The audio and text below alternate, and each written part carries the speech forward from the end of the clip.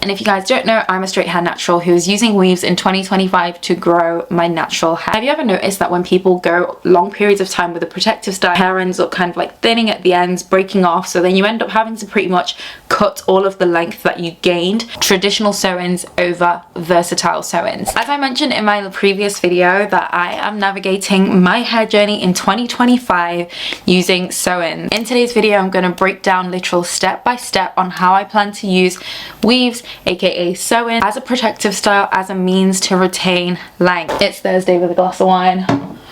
It's been a long week. If you are new here and you're literally just a girl who loves everything about hair and beauty and lifestyle and corporate and anything like that, why don't you just hit that subscribe button so we can literally become like besties. Like, weaves can be an absolutely really good protective style, and in order to grow your natural hair underneath the protective style, or they can literally make or break your hair journey. You can also experience major setbacks when it comes to sew-ins and weaves if you don't do it properly. And if you guys don't know, I'm a straight hair natural who is using weaves in 2025 to grow my natural hair. And so without me rambling on, guys, let's get into the tips and exactly how you can use weaves to actually grow your natural hair underneath. So tip number one, guys, is to keep your cornrows underneath moisturized. Now when I say moisturized, I mean, have you ever noticed that when people go long periods of time with a protective style, for example, they do braids for 2-3 months, even though their hair grows physically from the root, like let's say you get braids, right, you can physically see like the growth from your scalp, but then when you take your braids out, your hair ends up kind of like thinning at the ends, breaking off, so then you end up having to pretty much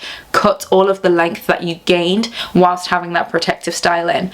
A massive reason is because of the fact that a lot of people neglect to moisturize their natural hair when they have a protective style in. And if you neglect to moisturize your hair when you have a protective style in, it's more likely to break when it's time to take that protective style out, and you're going to probably end up having to cut all the growth that you've managed to retain out of that 2, maybe 3, sometimes even 4 months of having that protective style in. So keeping your cornrows underneath moisturized is a massive key. Now I'm going to do a separate video that goes into the details of how I maintain like my cornrows underneath, how I do a wash day and everything, but just to give you a few tips on how to keep your cornrows moisturized is to, one, make sure when you're washing your cornrows you're conditioning. I always see a lot of sew-in maintenance videos where people will just wash their cornrows underneath and they won't condition. They won't like add anything, any kind of moisture back in.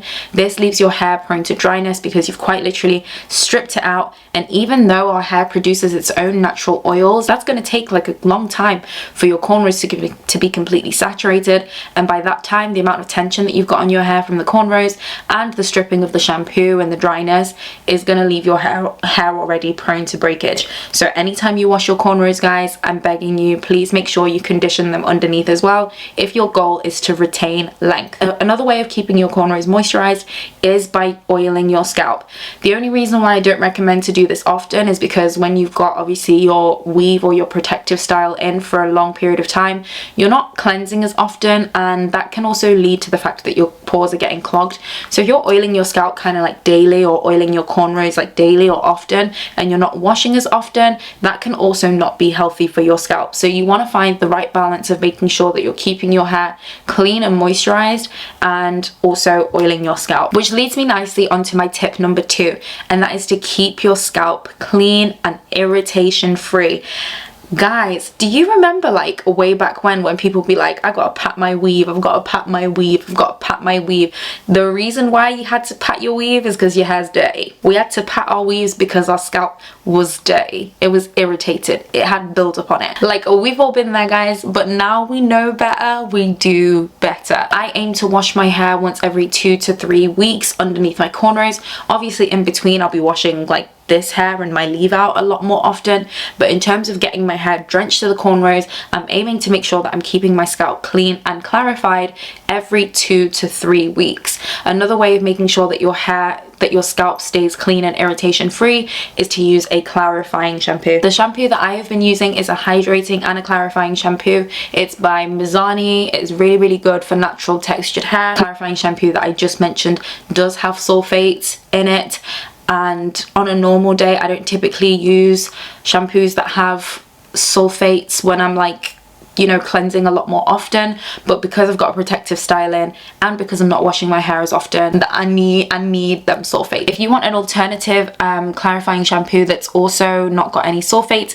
the Eden Bodyworks Peppermint and Tea Tree one is a really good option, and it's so good as well if you have like an irritated scalp. So yeah, just make sure you're reaching for a good shampoo that's good for your scalp and also cleanses your hair thoroughly. Third tip, and this might be arguably the most important tip if you are trying to retain length with a leave out. If you're not trying to retain length and you just want to look cute, like by all means do this, but for me personally, guys, don't bother doing a versatile sew-in. Like, just forget about it. Traditional sew-ins over versatile sew-ins. What is a versatile sew-in? A versatile sew-in is a sew-in where you have quite a big chunk of your hair left out. It means that you can switch your hair from having a side part to a middle part, and it also means the entire perimeter of your hair is also left out so that you can tie your hair up in like a high ponytail, high bun, whatever it is that you want to do. The reason why I don't recommend this if you're on a length retention journey is because, one, you're leaving out a lot more hair. The hair that you leave out is going to be prone to damage because you're going to be styling it a lot more, you're going to be using a lot more heat, especially if you want it to blend in with the extensions and so on and so forth. Your leave out is going to experience a lot more manipulation than obviously the hair that you've got cornrowed and tucked away. So the more hair that you leave out, the less likely you are to retain that length, because the more damage you're gonna incur, and in turn you're probably gonna have to cut more of that out. Now, the difference between leaving just the front part of your hair out versus leaving the entire perimeter and kind of like middle, side sections like that is that the front of my hair tends to be shorter anyway, so I genuinely don't mind if it, you know, gets layered out or gets like a trim, because naturally this part of my hair is shorter. Where if you leave hair out the back of your hair, then you're gonna need to trim your whole head to match the hair that you've left at the back, if that makes sense. I don't know if I'm explaining that very well. Because that hair at the back pretty much determines like your overall length, you're gonna have to cut the rest of your hair to match that back section. Where if you only leave out the front of your hair, like I don't need to cut the back of my hair to match the front, like I just don't need to do that. That's why if you're gonna use sew-ins to be like as a method of like length retention and growth, I would recommend leaving out the most minimal amount of hair as possible. For me personally, I literally only have my edges. I literally only have the sides of my hair and this tiny section. I mean, you guys will see in my sew and wash day how much hair I've got left out. It's not a lot at all. It's quite literally just enough to cover this part. So yeah, it's my personal preference to limit the amount of damage that you get on your natural hair, and means that you still get to protect as much of your hair as possible. My next and my last tip is to do with active oils. Now, if you want to make the most of your length retention journey, especially with a protective style, guys, if you're going to be oiling your scalp, make sure you have some sort of active oils in there. Now, what do I mean by active oils?